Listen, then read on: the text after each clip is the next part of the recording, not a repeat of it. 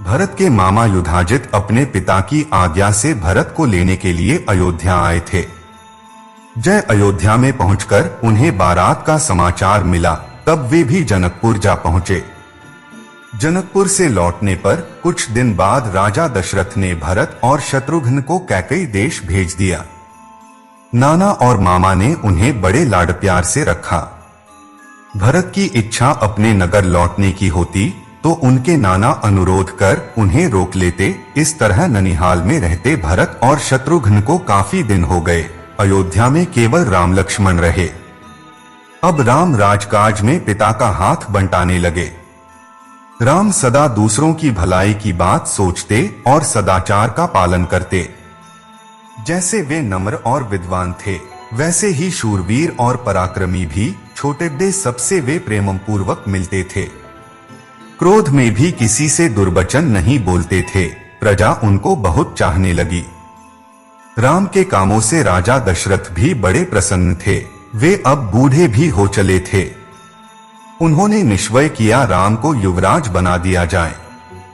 राजा ने मंत्रियों से सलाह की और कैकेयी और मिथिलानरेश को छोड़कर सब मित्र राजाओं को अयोध्या आने का निमंत्रण भेजा, जिससे उनकी सम्मति भी मिल जाए।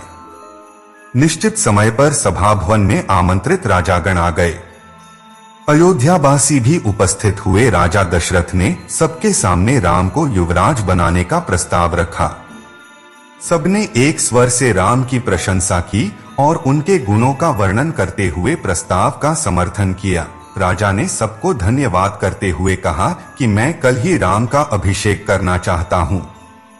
आप लोग उत्सव में सम्मिलित हों। इस घोषणा के बाद उन्होंने सुमंत को भेजकर राम को सभा में बुलवाया। राम के आसन ग्रहण करने पर राजा दशरथ बोले, जनता ने तुम्हें अपना राजा चुना है। सावधानी से तम राज धर्म का पालन करना और इस कुल की मर्यादा की रक्षा करना। सभा चिसर्जित करके राजा दशरथ अपने भवन में चले गए। राम से एकांत में बात करने के लिए उन्होंने राम को फिर से बुलवा लिया। राजा दशरथ राम से बोले, बेटा, अब मैं बूढ़ा हो गया हूँ और राजकाज चलाने में अपने को असमर्थ पाता हूँ। न जाने मेरी आंखें कब बंद हो जाएं। भरत भी इस समय ननिहाल में है। मैं चाहता हूँ जनता ने तुम्हें राजा चुना है तो यह नेक काम मेरी आंखों के सामने संपूर्ण हो। ऐसे शुभ कार्यों में तरह तरह के विघ्न बाधाएं पड़ने का डर रहता है, इसलिए अत्यंत सावधान रहने की आवश्यकता होती है। तुम भी आज की रात सावधान रहना और संयम से भी रहना। राम उठकर माता कौशल्या के पास गए। माता को प्रणाम करके उन्होंने राजतिलक की सब बातें सुनाई। माता ने पुत्र को हृदय से लगा लिया और हर्ष से फूली न समाई। फिर वे मंगलगान और दान पुण्य में लग गईं। यह शुभ समाचार नगर भर में फैल गया। नगर सजने लगा और चारों ओर आनंद मनाया जाने लगा। इधर एक ओर तो अभिषेक की तैयारियां हो रही थीं, उधर दूसरी ओर दूसरा ही कुचक्र चल रहा था। इस कुचक्र को चलाने वाली थी कैकेयी की मुहलगी दासी मंथरा। वह जैसी कुरूप और कुबड़ी थी, वैसी ही कुटिल भी थी।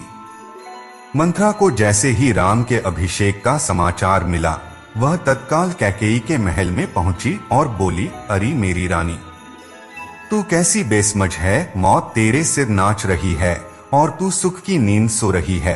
कैकेयी ने चौंक कर पूछा, मंथरा, क्या बात है, साफ क्यों नहीं बताती? राम तो कुशल से है। क्या भरत का कोई समाचार आया है? मंथरा बोली, और तो सब ठीक है, बस तुम्हारे सुख सौभाग्य का अंत होने वाला है। भरत को ननिहाल भेजकर राजा कल ही कौशल्या पुत्र राम को राजकाज सौंपने जा रहे हैं। यह सुनते ही कैकेयी बोली, इससे और अधिक प्रसन्नता की बात क्या होगी। मेरे लिए जैसे भरत वैसे ही राम। लो, यह हार में तड़ो, उपहार में देती हूँ। मंथरा ने हार लेकर फेंक दिया और बोली, भोली रानी, अक्ल से काम लो। मुझे तो यह देखकर आश्चर्य होता है कि तुमको अपने निकट का संकट भी दिखाई नहीं देता। राज पाकर राम का हृदय भरत के प्रति बदल भी सकता है। कौशल्या राजमाता होंगी और तुम उनकी दासी बनोगी। कैकेयी फिर भी विचलित नहीं हुई। तब लंबी सांस लेकर मंथरा फिर बोली, पगली रानी, राम के राजा होते ही भरत मारे मारे फिरेंगे। राजा की विशेष प्रिय होने के मद में तुमने कौशल्या के साथ कैसे कैसे दुर्व्यवहार किए हैं, यह तुम जानती ही हो। राजमाता होते ही वे उन सबका तुमसे बदला लेंगी। इस संकट से बचने का एक ही उपाय है कि किसी तरह राम को वन भेज दिया जाए और भरत का राजतिलक हो। अब कैकेयी की बुद्धि पलटी। अपना कार्य सिद्ध होते देख मंथरा बोली, रानी याद करो, एक बार शंबासुर के विरुद्ध इंद्र की सहायता करने के लिए महाराज गए थे। तुम भी पति के साथ गई थी। तुम्ही ने रणक्षेत्र में राजा के प्राणों की रक्षा की थी। राजा ने प्रसन्न होकर तुम्हें 2 वरदान मांगने को कहा था। वे दोनों वरदान तुमने अब तक नहीं मांगे। अब मांग लो। कोप भवन में जा बैठो और जब राम की सुगंध खाकर राजा वचन दे, तब एक वरदान से भरत को राजतिलक और दूसरे से राम को 14 वर्ष का वनवास मांग लो। कैकेयी ने ऐसा ही किया। रात को जब राजा दशरथ कैकेयी के महल में पहुंचे तो उनको रानी के कोप भवन में जाने का समाचार मिला। इस खबर से राजा के प्राण सूख गए। कैकेयी उनको प्राणों से भी अधिक प्यारी थी। वे उनके शरीर पर हाथ फेर कर मनाने लगे। राजा ने कहा, तुम क्यों ऐसी रूठी पड़ी हो? तुझे मालूम है कि तेरी प्रसन्नता के लिए मैं रंक को राजा और राजा को रंक बनाने के लिए तैयार हूँ। यदि किसी ने तुम्हारा अहित किया हो तो उसका सिर अभी कटवा लूं। मैं अपने पुण्यों और प्राण प्यारे राम की शपथ लेकर कहता हूं कि तुम जो कहोगी वही करूंगा। राजा ने जब राम की शपथ ले ली तो कैकेयी ने दोनों वरदान मांगे। राम के वनवास की बात सुनकर राजा सन्न रह गए और शोक के कारण मूर्छित हो गए। कुछ देर बाद जब वे होश में आए तब राम कहकर उठ बैठे और कैकेयी को तरह तरह से समझाने लगे। वे कैकेयी से बोले, भरत को बुलाकर मैं उसका राजतिलक कर दूंगा, पर मेरे राम पर दया करो, मुझ पर दया करो। कि कैकेयी किसी तरह न मानी। वह बोली, राजन, आपकी बात रघुवंशियों जैसी नहीं है। आपके पूर्वजों ने सत्य पालन के लिए न जाने कितने कष्ट झेले। हरिश्चंद्र और शिव का नाम इसी कारण आदर से लिया जाता है। सत्य ही संसार में ईश्वर है। धर्म भी सत्य पर टिका है। सत्य से बढ़कर और कोई नहीं। सत्य को छोड़कर आप संसार को कैसे मुंह दिखाएंगे? रही मेरी बात, अगर आप वरदान नहीं देते तो मैं आत्महत्या कर लूंगी और आप इस कलंक और अपयश का भार जीवन भर ढोते रहेंगे। राजा समझ गए कि अब कुछ होने वाला नहीं। राजा रात भर बेसुध से पड़े रहे। सवेरा होने पर सुमंत कैकेयी के महल में समाचार लेने आए। राजा की दशा देखकर वे समझ गए कि कैकेयी ने कोई कुचाल की है। सुमंत ने कैकेयी से राजा के दुख का कारण पूछा। कैकेयी बोली, मैं कुछ नहीं जानती, राम को ही वे अपने मन की बात बताएंगे। राजा का संकेत पाकर सुमंत राम को बुलाने गए। थोड़ी देर में लक्ष्मण के साथ राम आ गए।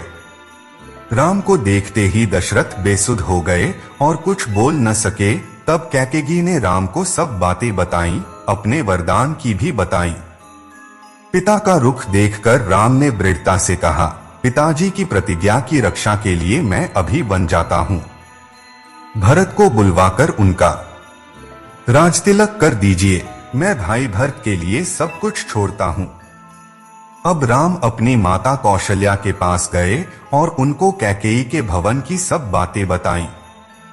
यह समाचार सुनकर माता कौशल्या बेसुध सी हो गईं और अपने भाग्य को कोसने लगी। मैं तो निरंतर अपने को घर की दासी मानकर सबकी सेवा करती रही। भरत को भी अपना बेटा ही माना, कैकेयी का भी बुरा नहीं चाहा, फिर मेरे साथ यह अन्याय क्यों? माता कौशल्या का दुख देखकर लक्ष्मण के क्रोध की आग भड़क उठी। श्री राम ने लक्ष्मण को समझा बुझाकर शांत किया और कहा, मेरे बन जाने की तैयारी करो।